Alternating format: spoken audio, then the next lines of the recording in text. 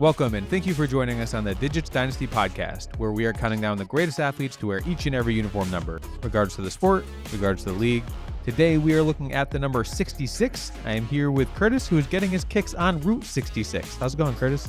Oh, I'm definitely getting my kicks on Route 66. I'm also about to execute Order 66.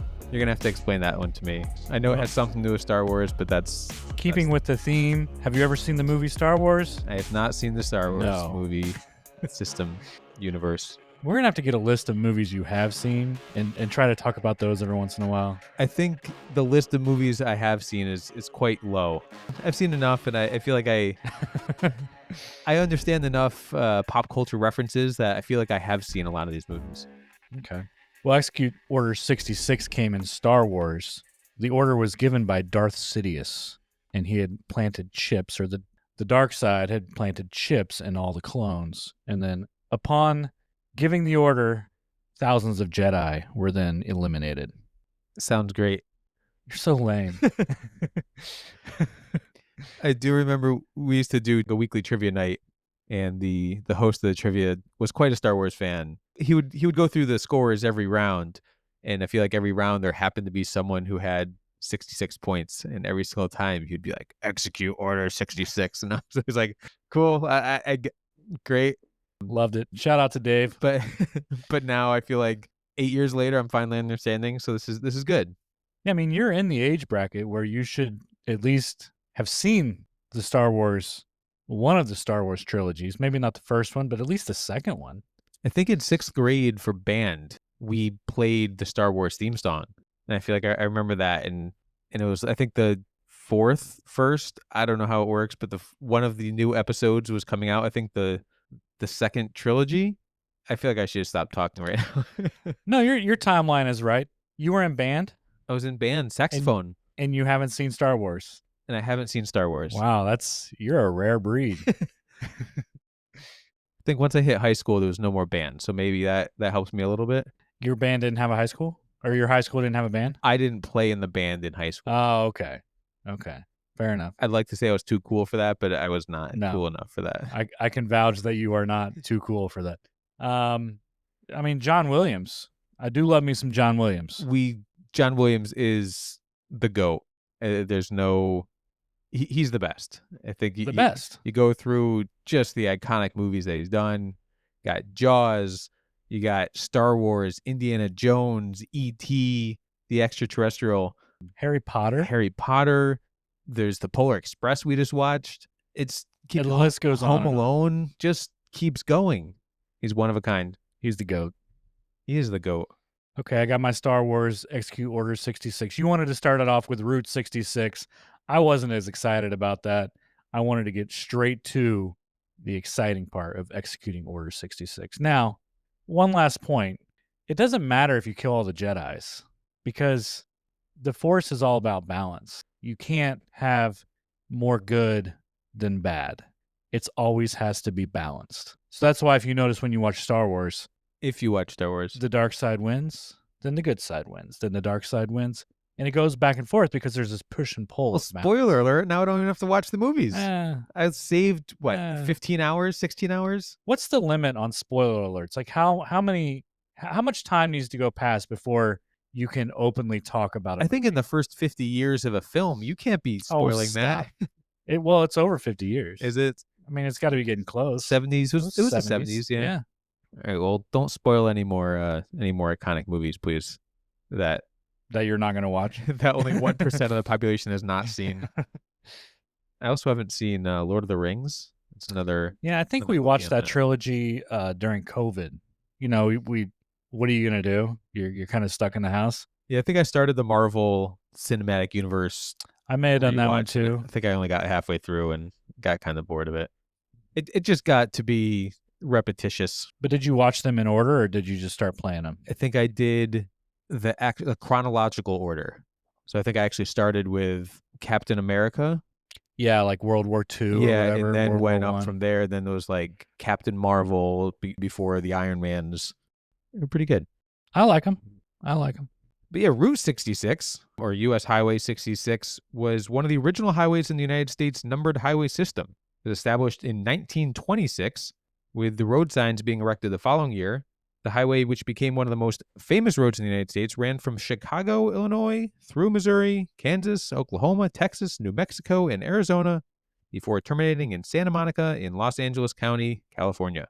Just under 2,500 miles. Of course, it became recognized in popular culture by Get Your Kicks on Route 66 song. There was a Route 66 television series, which aired in the 60s.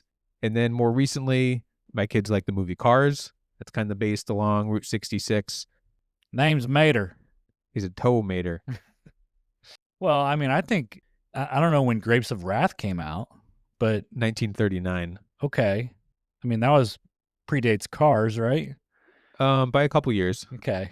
You know, John Steinbeck, Grapes of Wrath, and the journey from, I don't know, were they from Kansas, Oklahoma? And they lost their land, the Dust Bowl, the whole deal. And they were headed out to California for New beginnings. And more jobs, and old Tom Joad and his family. Yeah, Steinbeck called it the Mother Road, but it became pretty well known as the Main Street of America.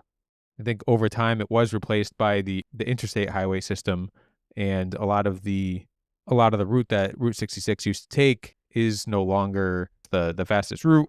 You can now drive the historic Route 66, returning the name to some of the maps. If you've seen Cars, you would know that. It suggests, yeah. Who hasn't seen Cars? It's such an iconic movie. Anyone without kids? And anyone with kids hasn't seen I don't know. We don't have to talk Star Wars anymore. Dysprosium is a chemical element that has the atomic number 66, symbol Dy. It's a rare earth element in the lanthanide series with a metallic silver luster. It is never found in nature as a free element, though, and is found in various minerals, though. Interesting. Okay. So you're probably not going to find that on the street, but dysprosium, still an element, still worth mentioning. We're going to go to our international direct dialing segment of the... Where are we heading this week? Thailand. I got some friends from The Hangover. Oh. That made some mistakes in Thailand, but I think they got out. Okay. So we don't have to call them anymore. I don't think so. We'll get it one of these times. I do love me some Thai food, though. Thai food is very good. And telecommunications, a 66 block is used to organize the telephone lines. Probably seems pretty important. The next running of the Spanish Grand Prix is going to be the 66th running, and the number of laps of the Spanish Grand Prix is 66. How about that? Have you ever heard of the angel number 66? I want to say yes, but I have not heard of it. Okay. Well, this number serves as a guide on your spiritual journey and propelling you towards spiritual growth, deeper understanding, and a quest for greater meaning in life.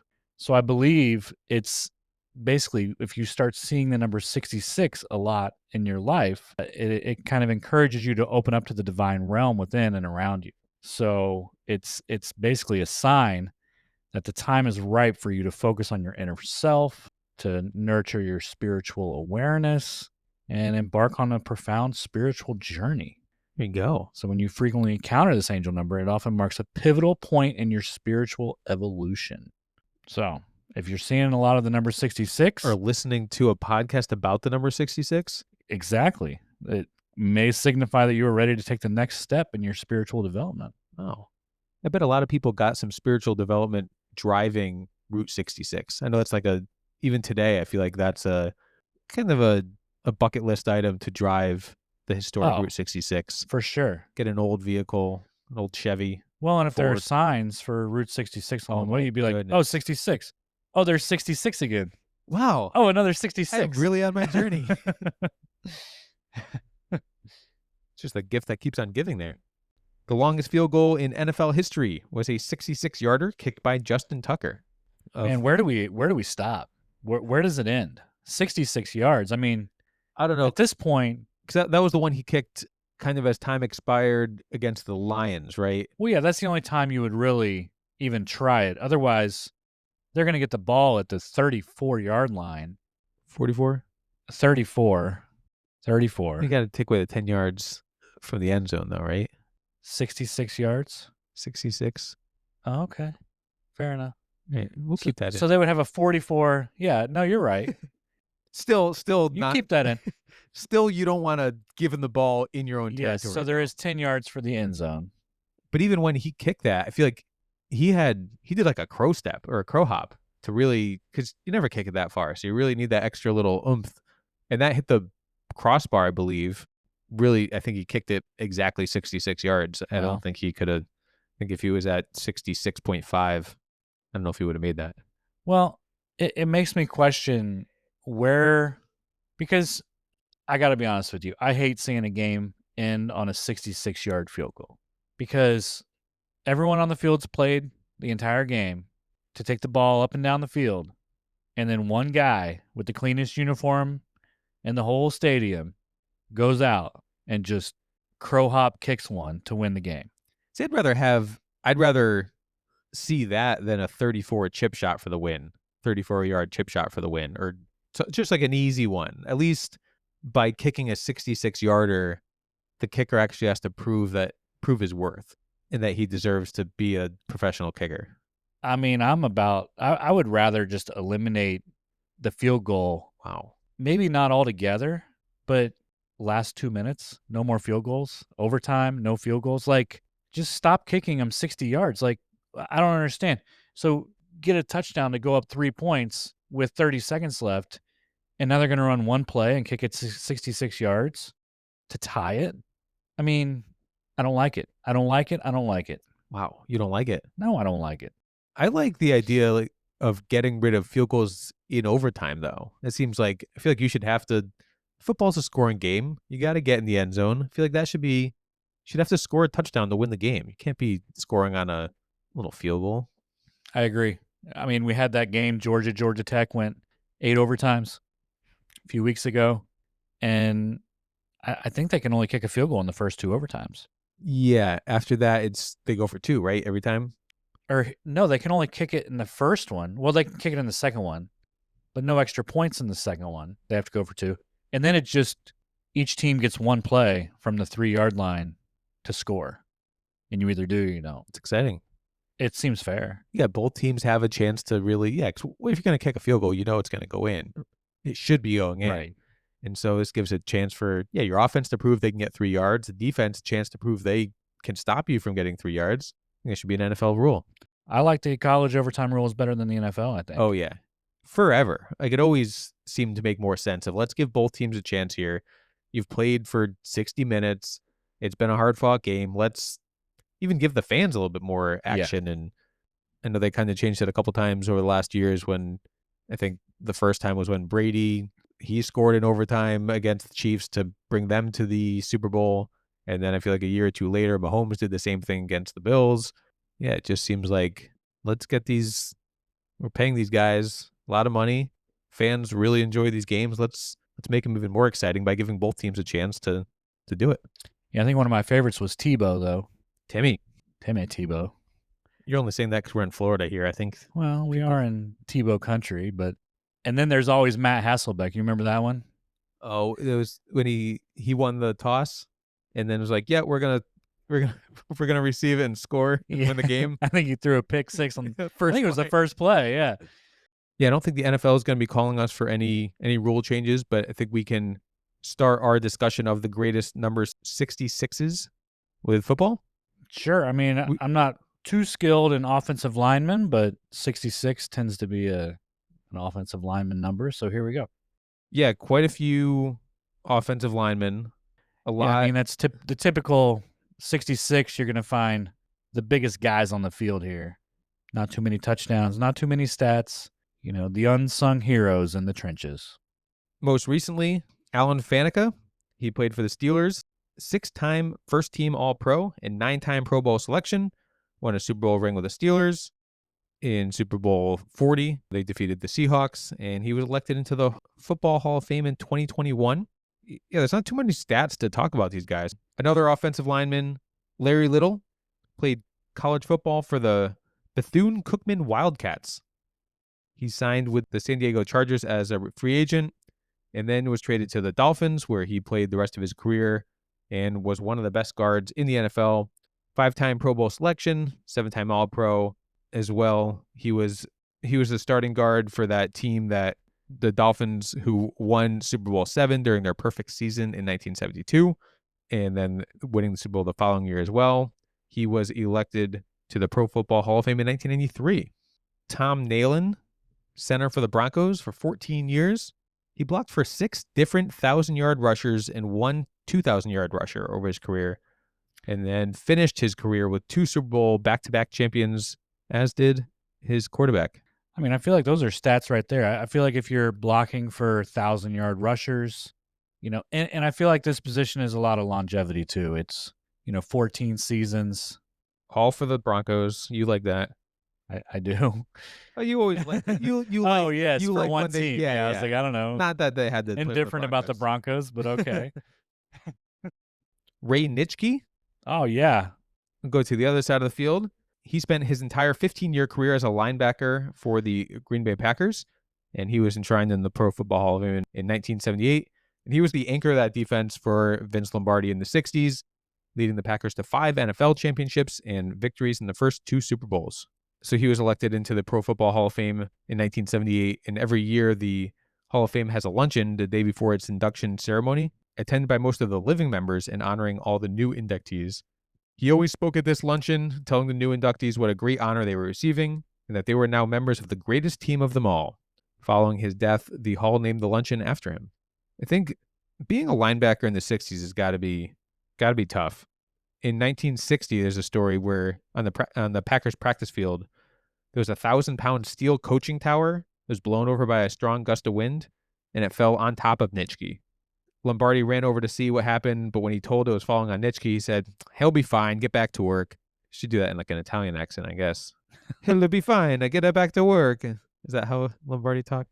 Exactly. According to his biography, a spike was driven into his helmet but did not injure him. The helmet with the hole is still on display in the Packer Hall of Fame in Green Bay.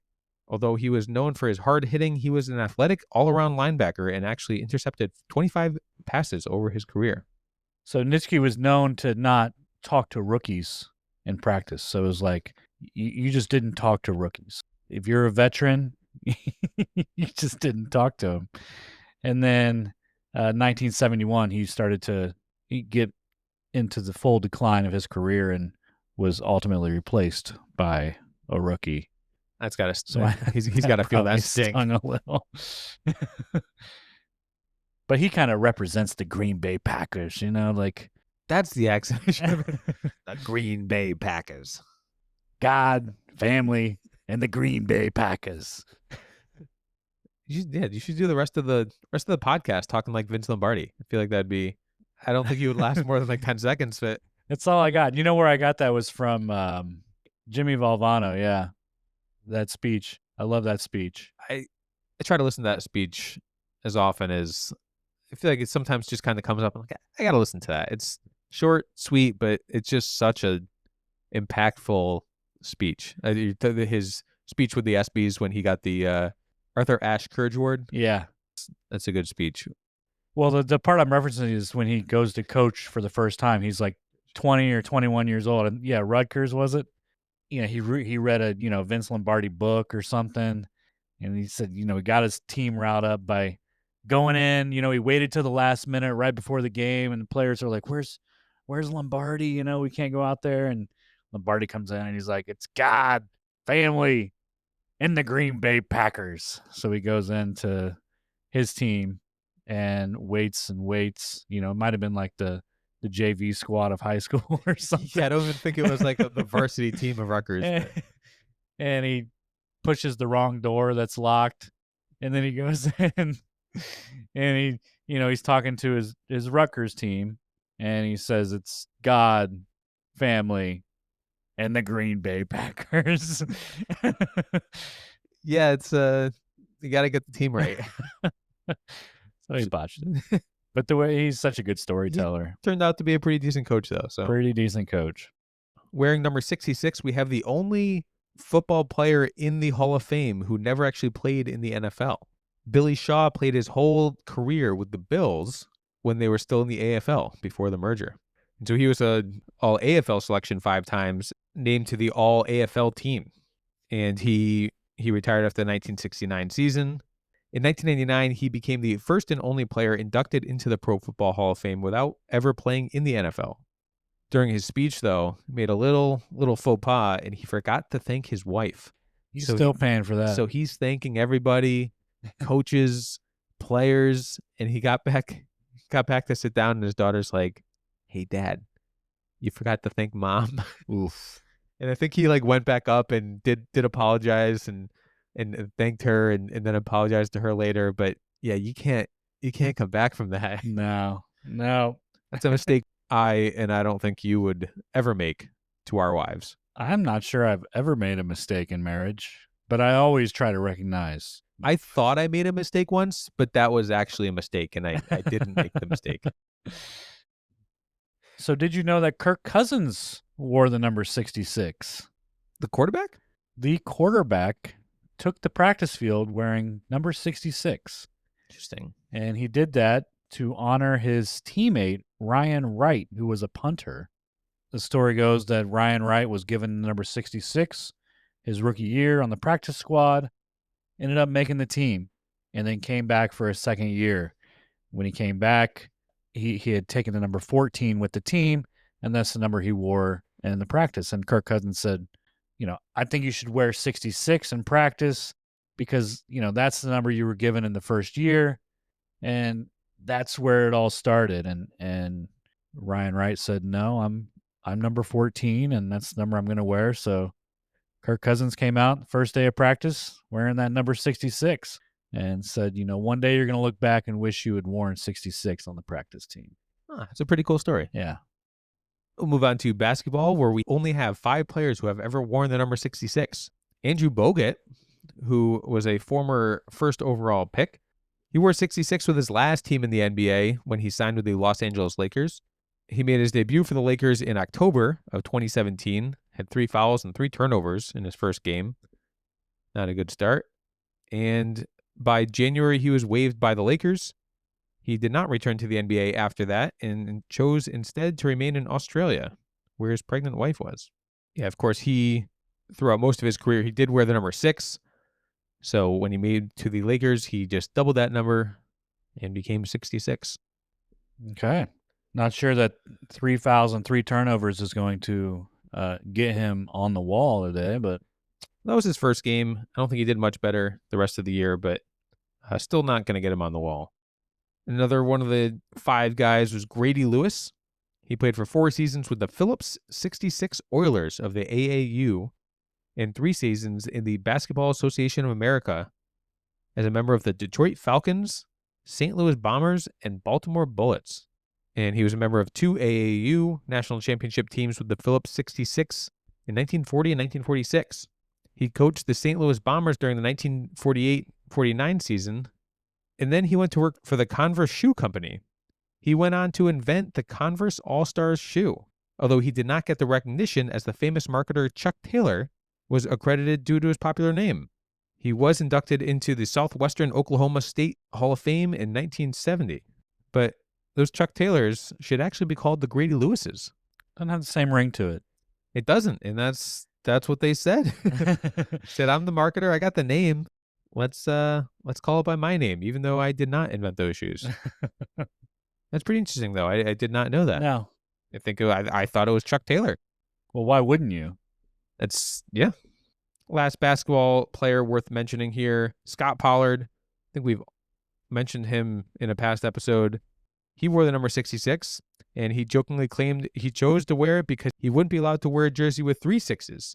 Essentially signifying his large size and presence on the court as a center, he considered it a way to playfully highlight his imposing stature. Scot Pollard, he won the championship with the Boston Celtics in 2008, and I think he played most of his career on the Kings, though, but he kind of jumped around, had some crazy numbers for all his teams, and he actually appeared on a season of Survivor. How'd he do? I think he finished like 6th or 7th. It's not bad. Maybe 7th or 8th. I mean, he's like those challenges where they have to stand in the water and the tide comes in. Like a little unfair, right? He probably didn't do it that year. I feel like I want to say there was a basketball challenge during his season. And he did win it, but I feel like it was closer than it should have been when you're going against an NBA champion. Well, and he's probably, the anxiety.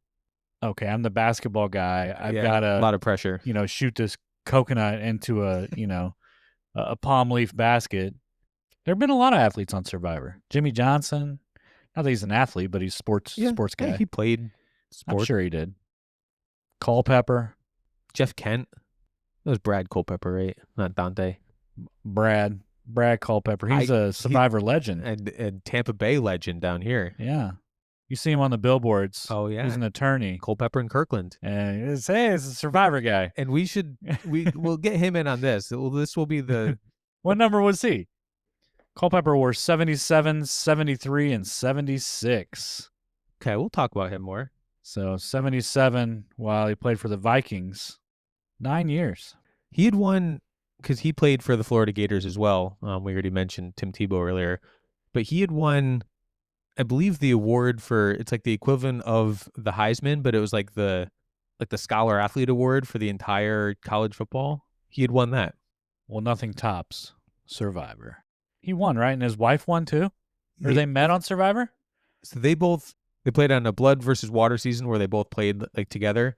They each played a season by themselves without their spouse. But I think they both, over their 2 seasons that they each did, I think they both finished second and like whatever the other one was. But they both got close to winning. But did they meet on Survivor? No. I believe they met at Florida. I think they met in college. And then just happened to go on separate seasons, but were married? Well, she went on first, and then Survivor's like, hey, we want to do this relationship season. So they brought back some all-stars with their spouse. Monica Culpepper, I believe her name was. Brought back Brad, and then as like an all-star season after that, they're like, well, Brad was really good. And but yeah, Cliff Robinson, UConn alum, he was on Survivor. Trailblazers? Yeah, he played for a couple teams. He was actually, I think he went over to play in North Korea when Dennis Rodman put his team together. Oh, really? And he had that headband going on. He used to always wear the headband. Oh, yeah. Of course he did. Then John Rocker, he was on Survivor too. Cliff Robinson was on Survivor. He was the guy. Yeah. You said that? That's what I just said. He went to UConn. Is that why we started talking about Survivor? You said Culpepper. You said Scot Pollard. Oh, Scot Pollard. Yeah. You said Scot Pollard was on Survivor. He was. So was Cliff Robinson. Yeah. I was just going through more people who... So 2 guys that wore 66 were on Survivor? He didn't wear 66. I was going through athletes who wore... okay. Who were on Survivor because of Scot Pollard. Okay. All right. Carry on. And then I was mentioning other athletes that were on Survivor, like Cliff Robinson. Don't mind me. I'm just here for the commentary. Jeff Kent, John Rocker. Should we move on to people who actually wore the number 66? Stop confusing people. I mean, there's a lot to talk about with John Rocker, but yeah, we can move on. We don't have enough time. Yeah, not a ton of 66 is not a super popular number. Keep moving on to baseball. Just a couple guys worth mentioning here as well. At the end of last episode, we mentioned Yasiel Puig. He spent 7 years in Major League Baseball with the Dodgers, Reds, and Indians. One-time All-Star, and his nickname is the Wild Horse, and was given to him by Dodgers legend Vin Scully. Before he even made it to baseball, he tried to defect to Mexico 13 times in order to become a legal resident so he could become eligible to sign a contract in Major League Baseball. The first time, the police pulled over his car. The second time, the boat failed to arrive. The third time, the police raided their safe house and detained them for 6 days. On the fourth try, the U.S. Coast Guard got him. The fifth time, he was taken to Mexico by Los Zetas, a murderous Mexican drug cartel involved in cocaine and smuggling. Yeah, and he made it by he made a deal with somebody, and they had to pay $250,000 to smugglers. But in return, Puig would pay 20% of his future earnings to this guy that set up the trade. I guess spend some money to get out of there and to kind of do what it takes to get out of Cuba. Yeah. But, I mean, by the time he was all said and done, he paid this guy $1.3 million. And he also paid $400,000 to the vice president of the same company that this guy was from, and $600,000 to a lawyer, and then an undisclosed amount for another gentleman who had a startup company in Miami. So, I mean, he was out a few $1,000,000 to these guys that supposedly helped him, but they were not helping him because they were good people. They were helping him because they knew that he was a valuable asset. Yeah, but he had a decent career. He batted .277 over his career, 132 home runs, and 415 runs batted in.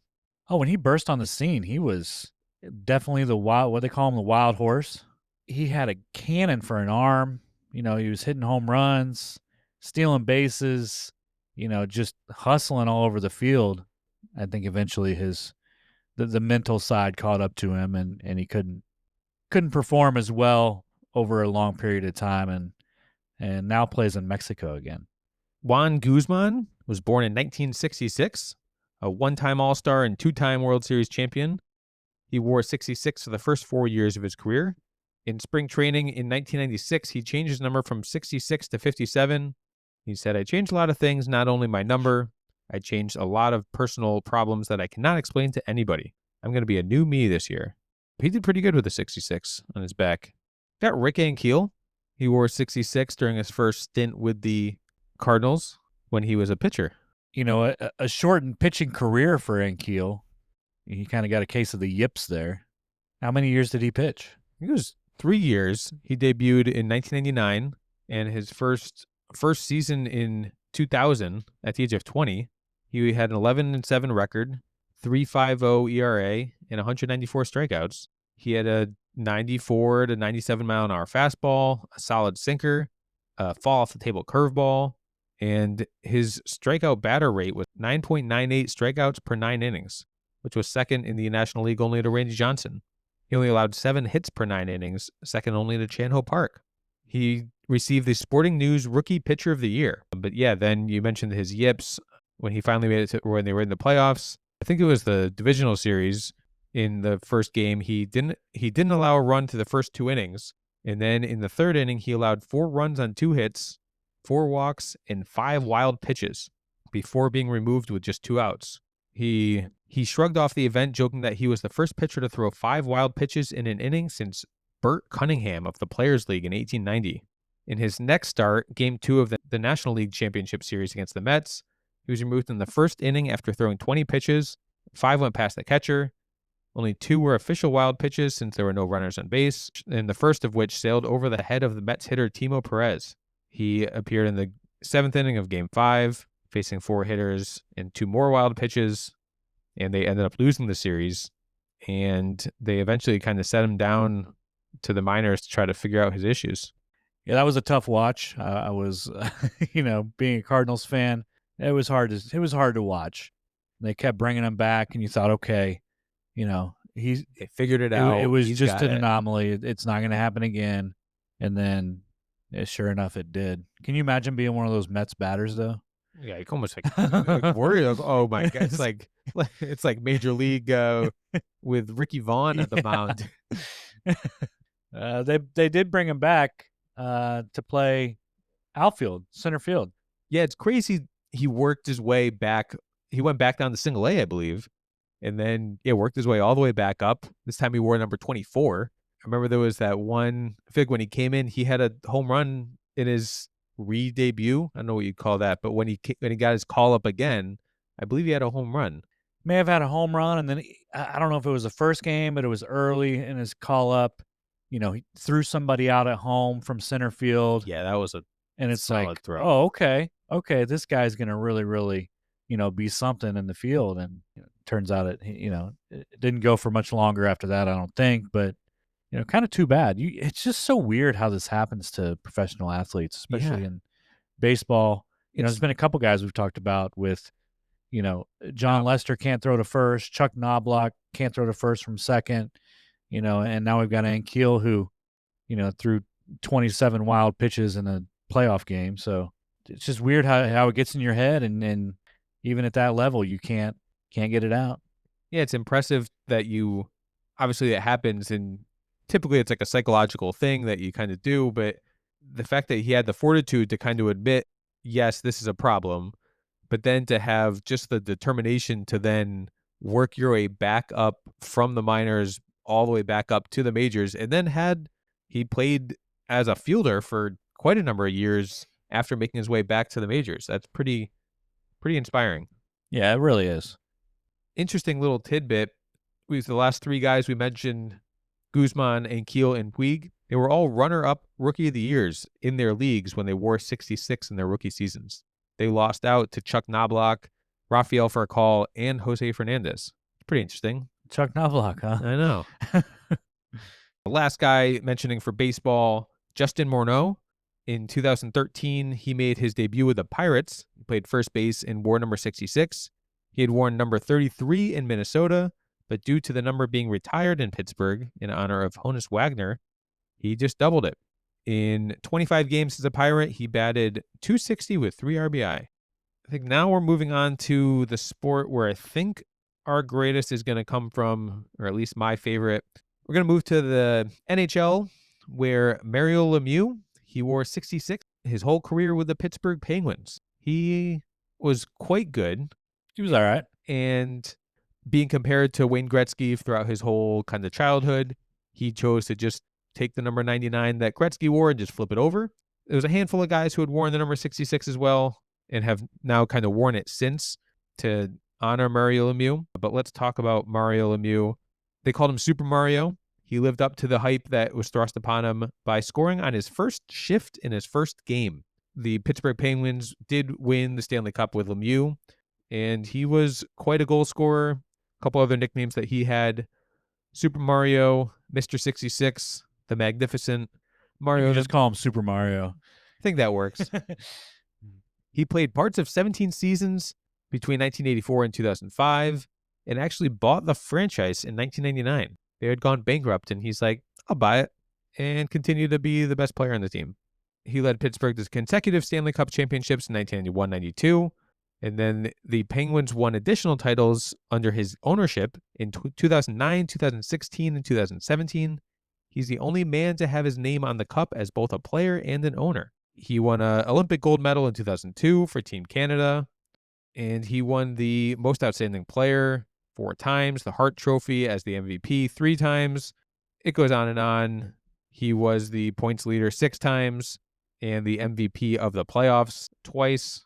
He's the only player to score 1 goal in each of the 5 possible situations in a single NHL game, which I think is the craziest stat you can do. So just to get 5 in a game, like that alone, itself. There's been 64 times that someone has scored 5 goals in a game, period. That's more than I would have guessed. By 48 players. But on December 31st, 1988, he scored 8 points. So he scored a goal in all 5 possible situations: even strength, power play, shorthanded, penalty shot, and an empty net. They won the game 8-6, and he assisted on the 3 goals that he didn't score. Wow. So he got 8 points out of 8 goals. And then, like you mentioned, like all these situations have to be perfect, but then even to get the empty netter, still has to be a close enough game that the other team is even going to pull their goalie. Yeah. That's insane. Yeah, 8, you normally you hear, 5 goals, 3 assists. A team has 8 goals in a game, and it's probably a blowout, but it was not. And like you said, you needed that close game to get that empty netter. So pretty cool stat. And I don't think in his entire career he played a full season without being injured. He did not. He was never able to play a full season and only played in 70 or more games in a season on 6 occasions, 4 of which came before the age of 25. He was really plagued with health problems and limited him to 915 of a possible 1,430 games. So really, really had, the injury bug, and then, of course, had Hodgkin's lymphoma, which limited him for a couple years, causing him to retire and then come back. The Hockey Hall of Fame inducted him immediately after his first retirement in 97, waiving the normal 3-year waiting period. And then in 2000, when he came back, he became the 3rd Hall of Famer to play after being inducted, after Gordie Howe and Guy Lafleur. That's got to be pretty intimidating when you're on the other team and you're like, oh, he's already in the Hall of Fame. He's in the Hall of Fame still playing. Yeah, that would be a little intimidating. He did have chronic back pain so severe that other people had to tie his skates. So, these hockey guys, they're a different breed. But he couldn't tie his skates, but still went out there and put on a show. Bobby Orr called him the most talented player he's ever seen. It's also speculated that if he had fewer health issues, his on-ice achievements would be much greater.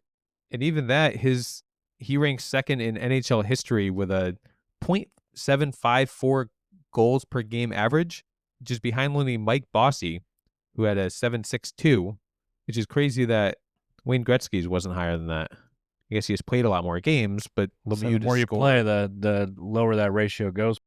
Lemieux did have a hockey video game named after him, Mario Lemieux Hockey, for the Sega Genesis, and featured as the cover athlete on EA Sports 2002 edition of its popular NHL series. He's also mentioned in the hip-hop group A Tribe Called Quest's track Keep It Rollin', which was released on the group's third studio album, Midnight Marauders. On the track, rapper Phife Dawg sings, I skate on your crew like Mario Lemieux. Oh, that's a good rhyme. So the NHL has retired Wayne Gretzky's 99 league-wide, but Mario's 66 is not officially retired, but most teams do avoid it. And Joshua Ho-Sang wore it for the Islanders, stating from the very start that he wore 66 because of his love and admiration for Super Mario. Lemieux said that he had no issue with Ho-Sang wearing his number, but I feel like that's something that a lot of basketball players have done with a 23. A lot of people feel like Jordan's 23 should be retired league-wide, but now a lot of players are wearing that kind of in honor of Michael Jordan, which I think is... You mean LeBron's 23? Yeah, he wore 23 as well in honor of Michael Jordan. Is that what you were saying? I'm just trying to trigger some people out there. But I think it probably happens with Kobe now, especially with his tragic passing. Yeah. It's pretty cool that despite the league not retiring the numbers league-wide, that the players are kind of using it to honor the guys that really made these numbers so iconic. Yeah, love it. And now you do have in baseball Jackie Robinson.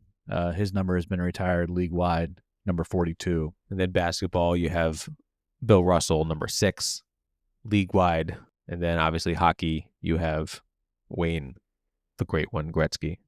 And many school kids are taught quotation marks as Lemieux and Gretzky's. Did you know that? Because they look like little 6s and 9s? Yeah, due to the numbers 66 and 99 looking like handwritten quotation marks. Did you say in Canada? Because I feel like this is only something that should happen in Canada. They didn't teach me that growing up, but I would imagine that, yes, this is Canada. I feel like we should know that. We being Americans. I skate on your crew like Mario Lemieux. Any other players to talk about here for the number 66 across any sport?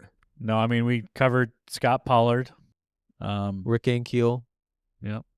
Andrew Bogut.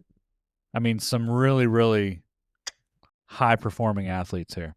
Of course, Billy Shaw, who didn't think his wife. Poor Billy Shaw's wife. She's probably thinking, this is my proudest moment for my husband. I've stood by him for years and years and years. Here she just gets completely overlooked. And I'm sure it was an honest mistake. Yeah, you're thinking this is the highlight of your career. You have probably 50,000 people you're supposed to be thinking doing this thing, and you miss number 1. That's a big one, but I can see how it could happen. I would never, of course, do that. I never have. I can see how it could happen, but it should. You right now, I feel like you should say that you've never done it and never will, just to make sure that I'm trying to help you out here. Well, when I do get inducted to the Hall of Fame, you're putting her name first. The Billy Shaw rule. She'll be the only one, I think. You're not going to thank me? I mean, I'll think about it, but probably not. No. Wow. So then you're going to forget your daughter, probably, if you're only thanking your wife. You're just trying to get me in trouble. If you were to be inducted into any Hall of Fame, what would it be? I'll go with the Football Hall of Fame. Why not? Okay.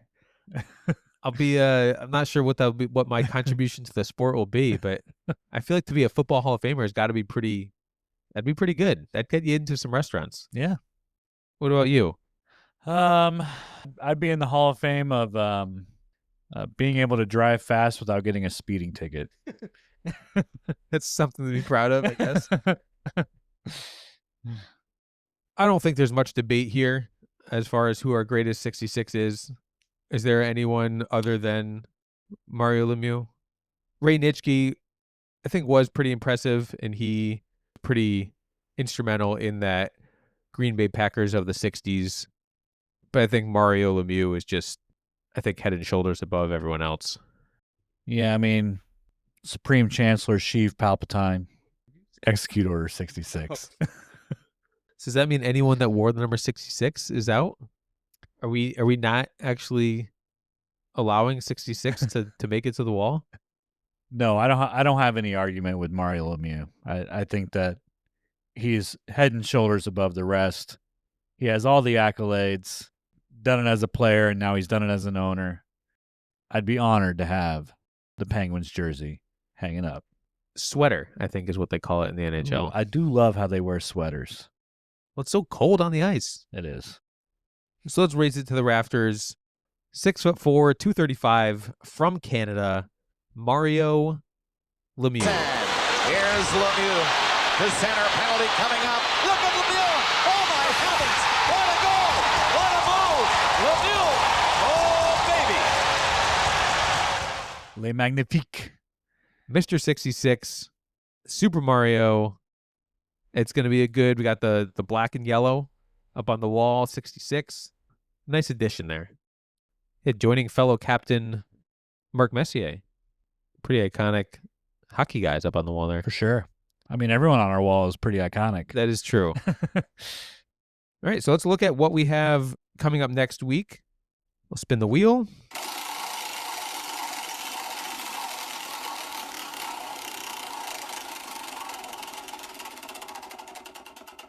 Number 72. Another high number here. Yeah. We have football. I feel like I'm thinking some linemen as well, similar to how we had today. But 72, I believe Carlton Fisk wore the number 72 with the White Sox. Carlton Fisk did wear number 72. Yeah, because he was 27 with the Red Sox and then flipped it when he went to the other colored sock team. Yeah, I mean, no one else is really coming to mind off the top of my head. William Refrigerator Perry. He wore 72? He was 72. Ugh. That'd be a big jersey to have to put on our wall. Oof. Be kind of going into 71 and 73 there. And I believe Ed Too Tall Jones, he is also 72. Okay. So we got some big. So we have a refrigerator and a Too Tall. And then we have Pudge. Join us next week and we'll do a little bit more research here and see if we can find some other iconic players to wear the number 72. There we have the greatest number 66 of all time in our books, Mario Lemieux. Write us, let us know if you agree, disagree, if there are any players that we missed. Our email address is digitsdynastypodcast@gmail.com. Our Instagram handle is digitsdynastypodcast. Next week, we will take a look at the number 72. If there are any players that are not to be left off the list, any stories that need to be told about players who wore the number 72, the email address again is digitsdynastypodcast@gmail.com. Nice work. I've always thought of the Penguins as kind of like the Dolphins, like very like non-intimidating mascots. Ooh, that's true. Kind of just waddle around. Yeah, and then I always wondered, where did the Penguins get their name? Because there aren't any Penguins in Pittsburgh. Now there's Dolphins in Miami, but there's no Penguins in Pittsburgh. Do you know how they got their name? I'm guessing there was a Pittsburgh Zoo. Wrong, but good guess. Their stadium was shaped like an igloo. Okay. So they said, okay, well, we must be the Penguins because we play in an igloo. And that's how they became the Penguins. Huh. It's interesting that all of the teams that play in Pittsburgh all have the black and yellow colors. I do kind of like that. Yeah, it kind of makes the whole city kind of one and unified. Yeah, you have the Pirates. So many Pirates going through Pittsburgh. I can understand why they call themselves the Pirates. And the Steelers, which actually makes sense. That's the only one that does make sense. And then, of course, the Penguins there. But, yeah, it's pretty cool. I feel like all the other, at least all the color schemes in other cities don't really flow. Yeah, not that I can think of. Nothing comes to mind that I guess the Knicks and the Mets kind of had the same colors. But Yeah. did we mention the Mets, how they got their colors? Do you know how they got their colors? Because the Giants and the Dodgers went to California. They created a new team. So they took the Giants orange and the Dodgers blue and put them together. Huh. It's kind of cool to honor the old teams. Yeah. Before we go, I just want to make sure I thank my wife for allowing me to podcast here. I think that's a wonderful idea. Thank you to our wives for giving us the time, space, and inspiration to do this. We couldn't do it without them. Don't be Billy Shaw. Don't forget to thank your wife. And thank you for listening, and please join us next week as we count down another number on the list.